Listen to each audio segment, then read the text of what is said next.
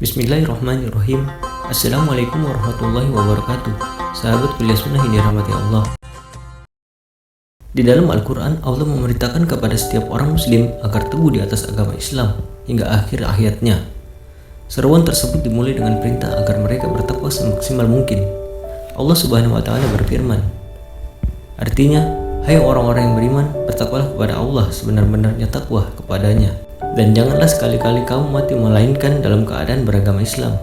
Quran Surah Ali Imran ayat 102. Manusia sendiri tidak akan mampu menjadikan dirinya tetap dalam agama Islam karena pada hakikatnya husnul khatimah ataupun su'ul khatimah, baik atau buruknya akhir hidup manusia adalah kuasa Allah Subhanahu wa Ta'ala. Oleh karenanya Allah memberikan jalan kepada manusia sebagai ikhtiar memperoleh predikat mati husnul khatimah atau membawa agama Islam. Syekh Abdullah bin Alawi Al-Haddad dalam karyanya Nasyayuhu Ad-Diniyah menjelaskan ada beberapa hal yang sering menjadi sebab seseorang mengakhiri hidupnya dengan keburukan atau su'ul khatimah. Simak terus videonya sampai selesai agar tidak salah paham. Jangan lupa subscribe channel ini dan bunyikan loncengnya agar tidak ketinggalan amalan dan berita seputar Islam. Share ke keluarga dan sahabat jika bermanfaat untuknya, karena sebaik-baiknya manusia yang paling bermanfaat bagi orang lain. Hadis riwayat At-Tabrani. Ada 5 golongan orang yang mati su'ul khatimah. Di antaranya yang pertama, orang-orang yang meremehkan kewajiban sholat dan zakat. Siapa saja yang dengan sadar meremehkan atau bahkan meninggalkan sholat dan zakat, baginya adalah kerugian, dan kerugian bagi seorang muslim adalah ketika mendapatkan siksaan dari Allah Subhanahu wa Ta'ala. Nauzubillah min dzalik. Yang kedua, orang yang suka mencari aib muslimin. Biasanya orang-orang yang sibuk dengan urusan orang lain akan lupa dengan urusannya sendiri. Begitu juga ketika sibuk mencari keburukan orang lain, maka keburukannya sendiri pun terlupakan. Ia tidak menyadari bahwa dirinya berada dalam maksiat dan dosa, hingga akhirnya meninggal dunia dalam keadaan tidak bertobat. Nauzubillah min dzalik.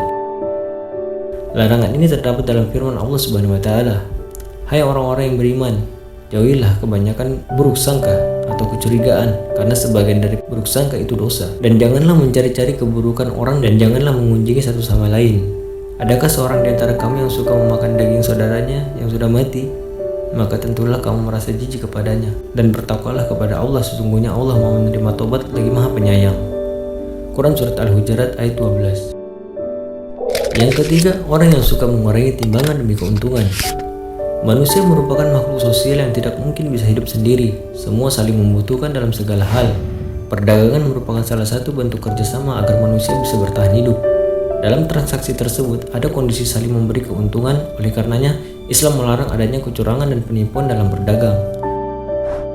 Allah berfirman, kecelakaan besarlah bagi orang-orang yang curang, yaitu orang-orang yang apabila menerima takaran dari orang lain mereka meminta dipenuhi, dan apabila mereka menakar atau menimbang untuk orang lain mereka mengurangi. Quran Surat Al-Mutaffifin ayat 1-3. Jika kecurangan terus-menerus dilakukan, maka selama hidupnya pula ia akan makan dari hasil yang tidak halal. Dengan demikian, ia akan mati dalam keadaan membawa harta benda yang haram dan beban dosa terhadap saudaranya. Yang keempat, orang yang suka nipu orang Islam. Seringkali kepentingan duniawi merugikan banyak orang di mana saja, hanya karena dunia. Kadang seseorang rela menempuh segala cara, termasuk melalui jalur yang batil. Kecurangan dan penipuan merupakan hal yang bisa terjadi dengan latar yang sama, yakni kepentingan duniawi. Bahkan bagi mereka yang sudah dibutakan, agama pun bisa berubah sekedar alat untuk memperoleh keuntungan, baik berupa harta, pujian, ketenaran maupun pangkat. Dalam kitab Ta'lim Al-Muta'alim pada bab niat, banyak amal akhirat menjadi amal dunia dikarenakan niat yang jelek. Jika hal ini terus-menerus dikerjakan hingga ajal menjemput, maka ia tidak hanya dosa atas kezaliman terhadap orang lain, lebih jauh ia berdosa atas nama agama. Allah berfirman, barang siapa yang menghendaki kehidupan sekarang duniawi, maka kami segerakan baginya di dunia itu apa yang kami kehendaki bagi orang yang kami kehendaki, dan kami tentukan baginya neraka jahanam. Ia akan memasukinya dalam keadaan tercela dan terusir. Quran Surat Al-Isra ayat 18. Yang kelima, orang yang tidak percaya kepada wali Allah. Jika melihat sejarah Islam, perjuangan para utusan selalu dihadapkan dengan para penolak ajarannya, baik perseorangan maupun golongan. Hal ini tidak berhenti di zaman Rasulullah, sahabat tabi'in, hingga para ulama kasih Allah yang datang belakangan.